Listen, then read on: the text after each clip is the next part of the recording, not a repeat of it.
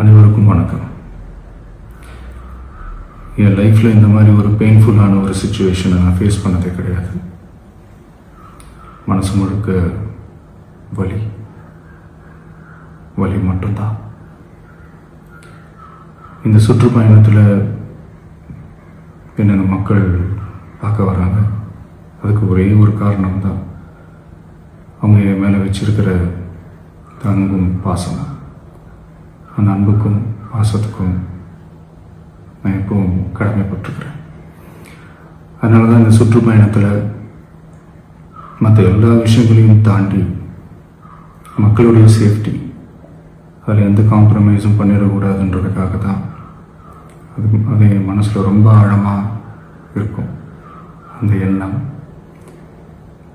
அதனால தான் இந்த அரசியல் காரணங்கள் எல்லாத்தையும் தவிர்த்துட்டு ஒதுக்கி வச்சுட்டு மக்களுடைய சேஃப்டி மட்டும் மைண்டில் வச்சுக்கிட்டு அதுக்கான இடங்களை சூஸ் பண்ணுறது, அதுக்கான இடங்களை பார்த்து பெர்மிஷன் கேட்குறது, போலீஸ் டிபார்ட்மெண்ட்டில் அதை ரிக்வெஸ்ட் பண்ணி கேட்போம். ஆனால் நடக்கக்கூடாதது நடந்துருச்சு. ஆனால் மனுஷன் தானே, அந்த நேரத்தில் அத்தனை பேர் பாதிக்கப்பட்டு இருக்கும்போது எப்படி அந்த ஊரை விட்டுட்டு என்னால் கிளம்பி வர முடியும்? நான் திரும்ப அங்கே போகணும்னு இருந்துச்சுன்னா அதை ஒரு காரணம் காட்டி அங்கே வேறு சில பதட்டமான சுச்சுவேஷன்ஸ், வேறு சில அசம்பாவிதங்கள், அந்த மாதிரி எதுவும் நடந்துடக்கூடாதுன்றதுக்காக தான் நான் அவாய்ட் பண்ணேன். இந்த நேரத்தில் சொந்தங்களை இழந்து தவிக்கிற அத்தனை குடும்பங்களுக்கும் என்னுடைய ஆழ்ந்த இரங்கலை தெரிவிச்சுக்கிறேன். எனக்கு தெரியும், என்ன சொன்னாலும் இது ஈடேயாகாதுன்னு எனக்கு தெரியும். ஹாஸ்பிட்டலில் ட்ரீட் பண்ணிகிட்ருக்கிற எல்லாருமே சீக்கிரமாக க்யூர் ஆகி வரணுன்றதை இந்த நேரத்தில் நான் வேண்டிக்கிறேன். கூடிய சீக்கிரமே உங்கள் எல்லாரையும் நான் சந்திக்கிறேன். இந்த நேரத்தில் எங்களுடைய வலிகளை, எங்களுடைய நிலைமையை புரிஞ்சுக்கிட்டு எங்களுக்காக பேசின அரசியல் கட்சிகளை சார்ந்த நண்பர்கள், தலைவர்கள் அனைவருக்கும் என்னுடைய நன்றியை தெரிவிச்சுக்கிறேன். கிட்டத்தட்ட ஒரு 5 மாவட்டத்துக்கு பிரச்சாரத்துக்கு போனோம்.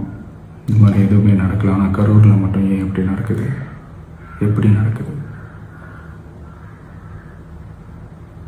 மக்களுக்கு எல்லா உண்மையும் தெரியும். மக்கள் எல்லாத்தையும் பார்த்துக்கிட்டு இருக்கிறாங்க. கரூரை சேர்ந்த அந்த மக்கள் அந்த உண்மையெல்லாம் வெளியில் சொல்லும்போது எனக்கு கடவுளே நேரில் வந்து இறங்கி அந்த உண்மைகள்லாம் சொல்கிற மாதிரி எனக்கு தோணுச்சு.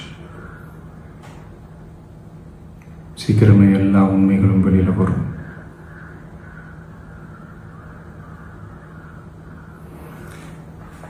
எங்களுக்கு தரப்பட்ட இடத்துல நாங்கள் போய் அந்த ஸ்பாட்டில் நின்று நாங்கள் பேசிட்டோம். அதை தாண்டி எந்த தவறும் எங்கள் சைடில் நாங்கள் எதுவுமே செய்யலை. பட் இருந்தாலும் எங்கள் கட்சியை சேர்ந்த நிர்வாகிகள், தோழர்கள் மேலே எஃப்ஐஆர், அது மட்டும் இல்லை சோஷியல் மீடியாவை சேர்ந்த நண்பர்கள், தோழர்கள், அவங்க மேலே எஃப்ஐஆர்லாம் போட்டு இப்போ பிடிச்சிக்கிட்டு இருக்கிறாங்க.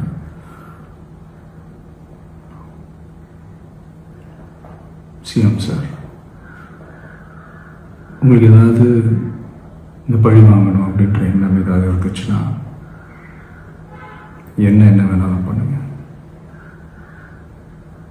அவங்க மேலே கை வைக்காதீங்க.